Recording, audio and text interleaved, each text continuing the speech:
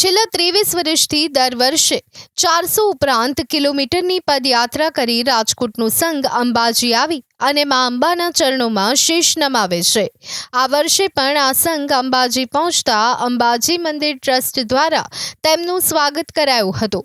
એટલું જ નહીં, વર્ષ 2024ની સૌથી મોટી ધજા પણ આ વર્ષે ચાંચર ચોકમાં આવી હતી। 1352 ગજની આ ધજા બનાવતા 3 થી 4 મહિના લાગ્યા છે।